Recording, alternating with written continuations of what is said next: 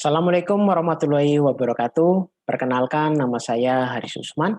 Saya mahasiswa ahli jenjang S1 Keperawatan Universitas Harapan Bangsa. Di kesempatan kali ini, saya akan mencoba mempresentasikan proposal skripsi saya yang berjudul Hubungan Beban Kerja Mental Perawat dengan Penerapan Identifikasi Pasien dalam Pemberian Obat pada Masa COVID-19 di Ruang Rawat Inap RSUD Aji Barang. Untuk latar belakang, penyebab terbesar kepatuhan identifikasi pasien diantaranya adalah beban kerja mental perawat di rumah sakit yang berupa kompleksitas pekerjaan, mempersiapkan mental dan rohani pasien dan keluarga, terutama yang dalam keadaan kritis, bekerja dalam keterampilan khusus dalam merawat pasien, serta harus menjalin komunikasi yang baik dengan pasien dan keluarga pasien. Itu menurut Yudi, Tangka, dan Mewiling tahun 2019. Berdasarkan penelitian yang dilakukan oleh Luo tahun 2020, itu didapatkan bahwa dampak psikologis dan mental penyakit COVID-19 pada staf medis dan masyarakat umum diperoleh data bahwa dari 9.207 studi, 62 studi dengan 162.639 peserta itu dari 17 negara, itu didapat petugas kesehatan yang mengalami kecemasan itu sekitar 32%, alami depresi yaitu 28%, dan yang paling tinggi itu adalah petugas kesehatan yang menangani pasien COVID-19, yaitu sebesar 55%. RSUD Aji Barang menjadi rumah sakit rujukan COVID-19, yaitu rujukan klinik ketiga, yaitu pada bulan Juni 2020. Di mana di bulan tersebut terjadi penurunan kepatuhan identifikasi pasien sebesar 97%, yang seharusnya menurut standar itu adalah 100%. Dari hasil data kepatuhan identifikasi pasien yang diperoleh dari bulan Juli sampai September, itu juga mengalami penurunan dari 96,22% itu di bulan Juli, itu menjadi 92%. Dan itu sejalan juga pelaporan insiden terkait dengan kesalahan identifikasi pasien, terutama kesalahan dalam pemberian obat. Itu naik, itu sekitar 50%. Berdasarkan permasalahan di atas, maka peneliti tertarik untuk meneliti tentang hubungan beban kerja mental perawat dengan penerapan identifikasi pasien dalam pemberian obat pada masa COVID-19 di ruang rawat inap RSUD Aji Barang. Untuk rumusan masalah, bahwa tingginya beban kerja mental perawat itu menjadi tinggi, terutama di saat pandemi COVID-19 seperti sekarang ini. Dan juga tingkat kepatuhan identifikasi pasien, terutama di RSUD Aji Barang, itu menurun dan tidak mencapai standar, yang harusnya standarnya adalah 100%. Bahwa kesalahan identifikasi pasien itu akan mengakibatkan KTD, kejadian tidak diharapkan. Bahkan dapat terjadi kematian atau yang biasa disebut dengan kejadian sentinel. Maka dari rumusan masalah tersebut, peneliti memberikan pertanyaan rumusan masalah, yaitu apakah ada hubungan beban kerja mental perawat dengan penerapan identifikasi pasien dalam pemberian obat pada masa COVID-19 di ruang rawat inap RSUD Aji Barang. Lalu tujuan penelitian. Tujuan penelitian ini adalah tujuan umumnya adalah untuk mengetahui bagaimana hubungan beban kerja mental perawat dengan penerapan identifikasi pasien dalam pemberian obat pada masa COVID-19 di ruang rawat inap RSUD. Untuk tujuan khususnya yaitu yang pertama, untuk mengidentifikasi beban kerja mental perawat pada masa COVID-19 di ruang rawat inap RSUD Aji Barang. Yang kedua adalah untuk mengidentifikasi penerapan identifikasi pasien dalam pemberian obat pada masa COVID-19 di ruang rawat inap RSUD Aji Barang. Lalu yang terakhir, yang ketiga adalah untuk menganalisis hubungan beban kerja mental perawat dengan penerapan identifikasi pasien dalam pemberian obat pada masa COVID-19 di ruang rawat inap RSUD Aji Barang. Manfaat penelitian bagi peneliti yaitu sebagai pengalaman yang sangat berharga untuk meningkatkan kemampuan, mengaktualisasi pengetahuan, dan wawasan pada masa COVID-19. Bagi Rumah Sakit Aji Barang, itu diharapkan dapat dijadikan sebagai bahan masukan lebih lanjut bagi Rumah Sakit Aji Barang, yaitu dalam menentukan keputusan di bidang pengelolaan sumber daya manusia. Bagi Universitas Harapan Bangsa, itu diharapkan dapat menambah informasi bagi mahasiswa dan ilmu keperawatan pada khususnya, serta sebagai acuan untuk melakukan penelitian selanjutnya. Untuk tinjauan teori, yang pertama adalah beban kerja mental. Beban kerja mental merupakan kemampuan secara mental dari karyawan yang menjadi dasar. Dan bila beban kerja mental tersebut berlebih, maka itu akan berdampak pada psikologis karyawan itu sendiri. Itu menurut dan Kirkendall tahun 2012. Adapun indikator beban kerja itu ada dua. Yang pertama adalah faktor eksternal dan faktor internal. Faktor eksternal yaitu ada tugas, ada organisasi kerja, ada lingkungan kerja. Untuk faktor internal itu berpotensi sebagai stresor. Ada dua, yaitu faktor somatik dan faktor psikis. Yang termasuk faktor somatik itu apa aja? Yaitu jenis kelamin, umur, ukuran tubuh, status gizi, kondisi kesehatan, dan sebagainya. Untuk faktor psikis, yaitu ada motivasi, persepsi, kepercayaan, keinginan, kepuasan, dan lain-lain. Tinjauan teori untuk identifikasi pasien.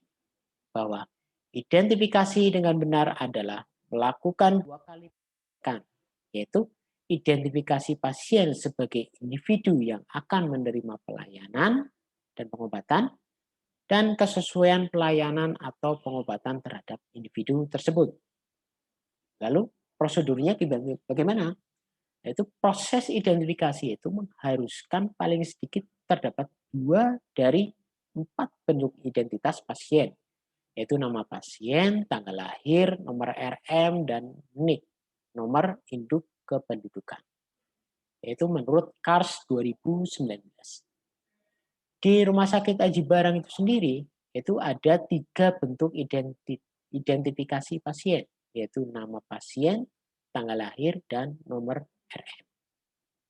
Lalu, bagaimana pada saat kapan kita melakukan identifikasi pasien?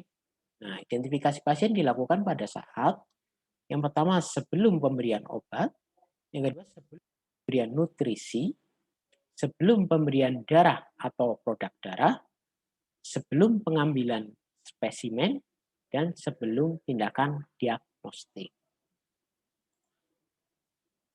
Nah, ini adalah kerangka teori, di mana beban kerja itu sendiri indikatornya ada faktor eksternal dan faktor internal, lalu ada beban kerja mental, lalu mempengaruhi penerapan identifikasi pasien, di mana identifikasi pasien dilakukan pada saat sebelum pemberian obat, pemberian nutrisi, pemberian darah atau produk darah, pengambilan spesimen, dan sebelum pengambilan diagnostik. Di mana identifikasi dilakukan paling sedikit 2 dari 4 identitas. Nomor pasien, tanggal lahir, nomor RM, dan NIK. Tetapi di RSUD Aji Barang itu ada 3 identitas. Ada nama pasien, tanggal lahir, dan nomor RM. Untuk kerangka konsepnya ini adalah ada variabel bebasnya. Variabel bebas itu adalah beban kerja mental perawat. Itu adalah variabel terikat, yaitu penerapan identifikasi pasien. Di sini ada indikator yang mempengaruhi beban kerja, yaitu faktor eksternal dan eksternal. Nah, di sini untuk indikator yang mempengaruhi beban kerja, ini saya tidak dilakukan penelitian. Yang dilakukan penelitian adalah beban kerja mental perawat dan penerapan identifikasi pasien. Lalu hipotesis penelitian itu sendiri, ini ada HA, yaitu ada hubungan beban kerja mental perawat dengan penerapan identifikasi pasien dalam pemberian obat pada masa COVID-19 di ruang rawat inap RSUD Aji Barang. Untuk HO, itu tidak ada hubungan beban kerja mental perawat dengan identifikasi pasien dalam pemberian obat pada masa COVID-19 di ruang rawat inap RSUD Aji Barang. Nah, di sini jenis dan rancangan penelitian. Rancangan penelitian yang digunakan dalam penelitian ini adalah rancangan penelitian korelasional. Yaitu penelitian ini dilaksanakan untuk mengembangkan hubungan antar variabel dan menjelaskan hubungan yang ditemukan. Lokasi dan waktu penelitian. Penelitian ini dilakukan di RSUD Aji Barang. Lalu waktunya adalah dilakukan di bulan April 2021.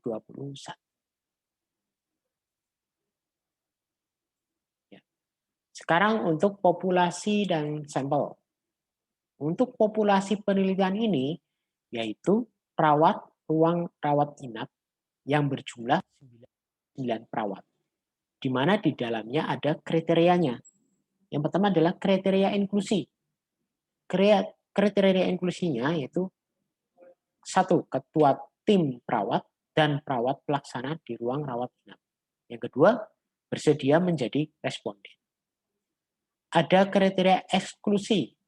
Kriteria eksklusinya adalah yang pertama adalah kepala ruang atau koordinator ruang rawat inap.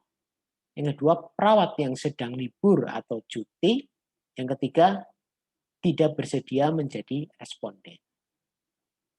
Nah, untuk pengambilan sampel itu dengan menggunakan cluster random sampling, di mana jumlah sampel yang akan diambil itu saya menggunakan rumus Isaac and Michael dengan taraf kesalahan yaitu 10%.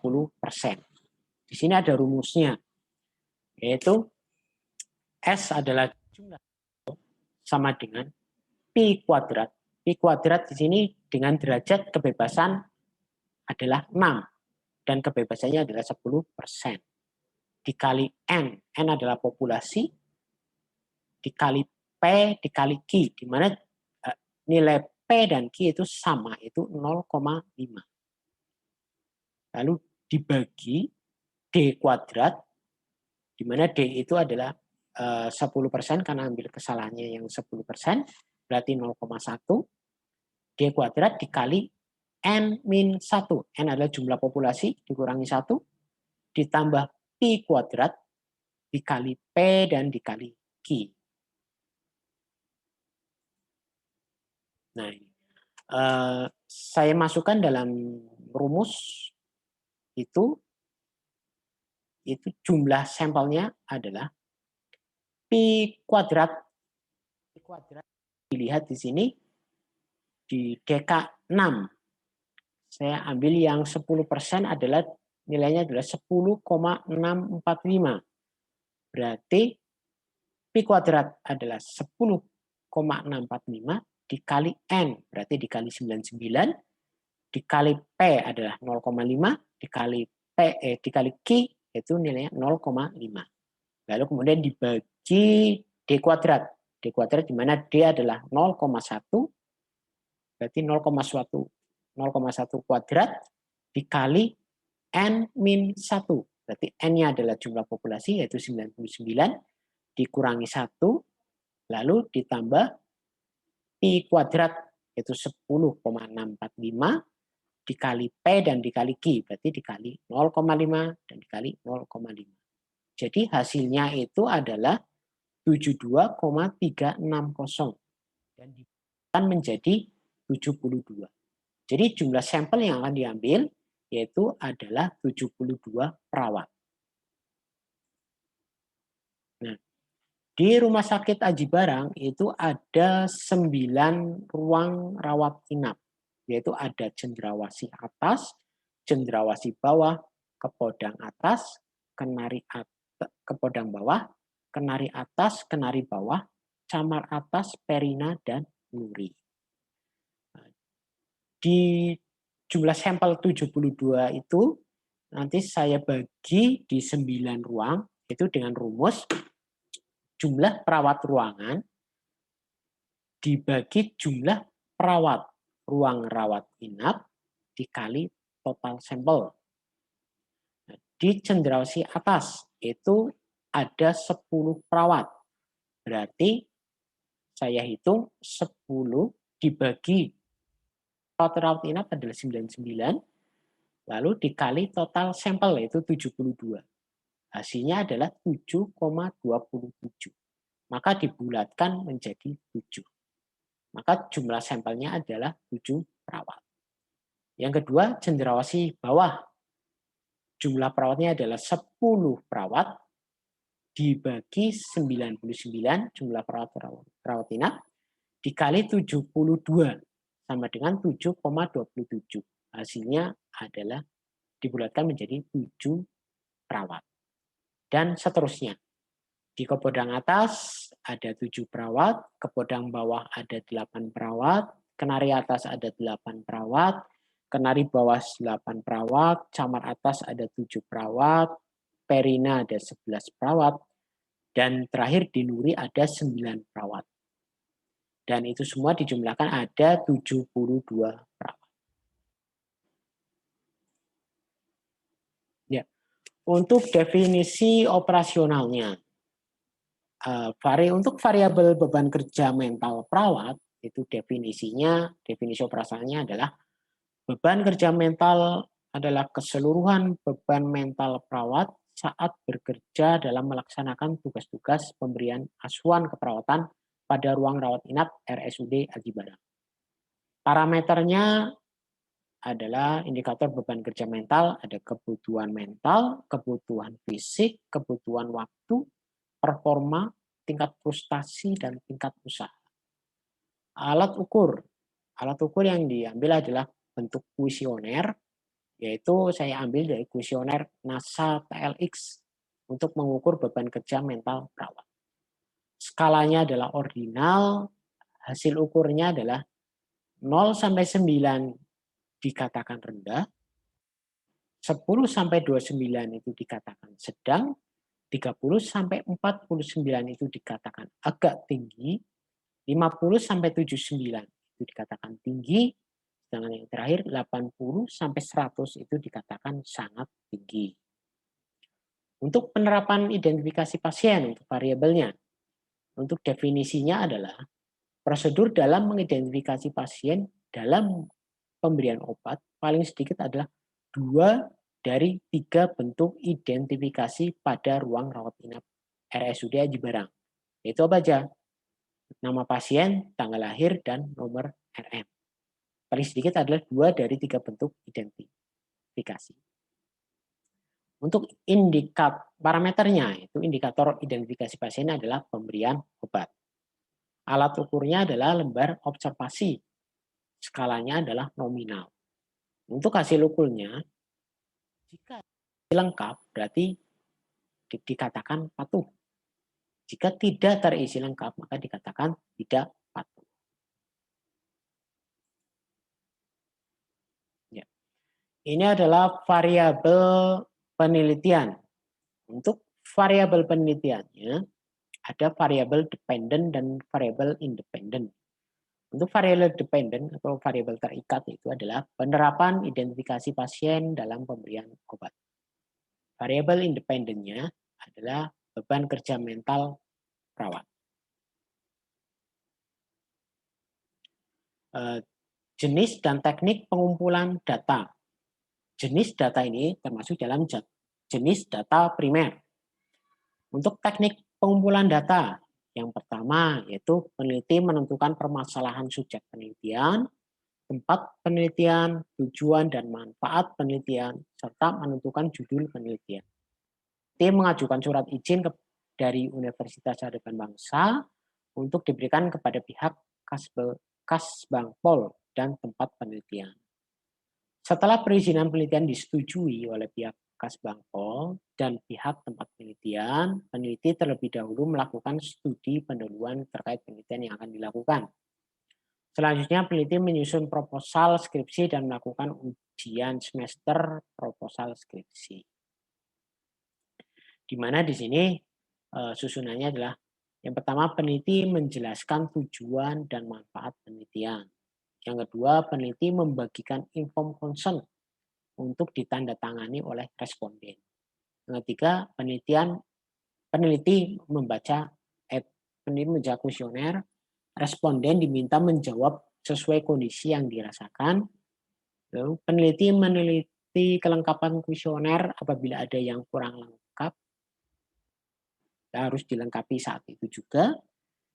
Lalu peneliti melakukan observasi, apakah perawat melakukan identifikasi pasien saat pemberian obat kepada pasien atau tidak. Lalu peneliti akan mencentang checklist sesuai hasil pengamatan. Lalu yang terakhir, peneliti akan melakukan analisis terhadap hasil kuesioner yang telah terkumpul dan data observasi yang telah didapat dengan menggunakan koefisien korelasi theta.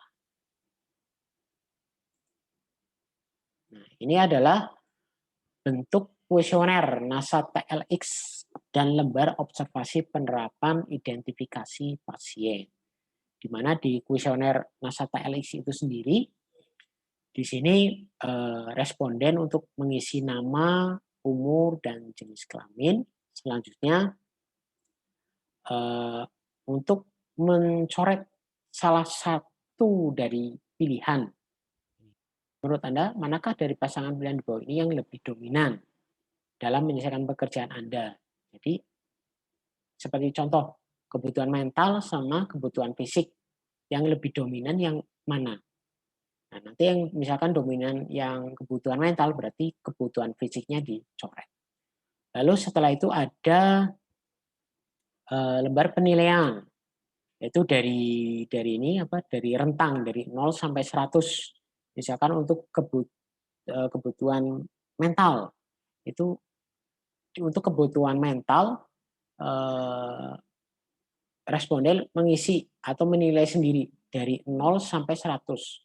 0 adalah yang paling rendah dan 100 adalah yang paling tinggi. Kira-kira kebutuhan mental yang diperlukan itu seberapa besar. Lalu nanti caranya adalah dilingkari. Lalu ada lembar observasi penerapan aplikasi pasien. Di sini peneliti akan mengamati perawat, mengobservasi apakah perawat melakukan identifikasi saat pemberian obat kepada pasien atau tidak. Di sini dituliskan nama petugasnya itu siapa. Lalu ini ada 3 indikator ya, nama, tanggal lahir, dan nomor RM. Lalu ada pemberian obat. Nanti peneliti akan menceklis. Disebut lengkap itu apabila disebut patuh apabila terisi lengkap, di mana harus terisi 2 dari 3 identifikasi. Apabila petugasnya itu melakukan identifikasi nama dan tanggal lahir, melakukan identifikasi dengan nama dan tanggal lahir, berarti akan dicentang di kolom nama dan tanggal lahir. Berarti itu lengkap. Tapi apabila cuma identifikasinya cuma hanya nama saja, hanya diconteng di nama, berarti itu tidak lengkap. Berarti bisa dikatakan petugas tidak patuh. Seperti itu. Ya, untuk analisa data. Setelah data kuesioner itu sudah terkumpul dan data hasil pengamatan observasi sudah didapat, maka langkah terakhir adalah dianalisis.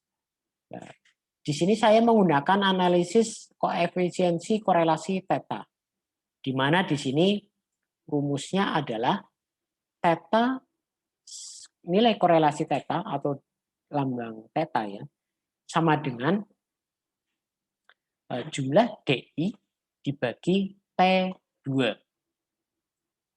di mana sigma DI itu adalah FA dibagi FB. Sigma DI itu sendiri adalah perbedaan absolut antara frekuensi di atas, itu FA, setiap rank, dan di bawah FB, setiap rank untuk pasangan variabel subkelas nominal. FA itu sendiri adalah jumlah dari perkalian frekuensi setiap sel dari suatu kategori dengan jumlah seluruh frekuensi kategori yang berada di kiri bawah kategori tersebut. Kalau untuk FB, itu jumlah dari perkalian frekuensi setiap sel dari suatu kategori dengan jumlah seluruh frekuensi kategori yang berada di kanan bawah kategori tersebut. T2 yaitu setiap frekuensi total pada subnominal dikali dengan setiap frekuensi. Di mana nanti misalkan hasilnya nilai korelasi tetanya adalah negatif, artinya adalah korelasi negatif sempurna, artinya ada terjadi hubungan bertolak belakang antara Y dan X dan Y. Artinya bila X naik, berarti Y turun. Lalu apabila tetanya itu nilainya adalah positif 1 misalkan, berarti itu adalah korelasi positif sempurna. Artinya terjadi hubungan searah. Bila X naik, maka otomatis Y juga akan naik. Nah, di sini adalah interval nilai koefisien korelasi dan kekuatan hubungan. Jika koefisien korelasi nilainya 0, berarti itu tidak ada hubungan. Tapi apabila koefisien korelasi itu nilainya lebih dari 0,0 dan kurang atau sama dengan 0,2, itu dikatakan sangat rendah atau lemah sekali. Jika koefisien korelasinya nilainya lebih dari 0,2 dan kurang atau sama dengan 0,4, itu dikatakan rendah atau lemah, tapi pasti. Jika koefisien korelasinya nilainya lebih dari 0,4 dan kurang atau sama dengan 0,7, itu bisa dikatakan cukup berarti atau sedang. Lalu koefisien korelasinya lebih dari 0,7 dan kurang atau sama dengan 0,9, berarti dikatakan tinggi atau kuat. Jika korelasinya lebih dari 0,9 dan kurang atau sama dengan 1, yaitu sangat tinggi atau kuat sekali. Dapat diandalkan. Dikatakan bahwa koefisien korelasi jika 1 itu sempurna. Ya, terima kasih.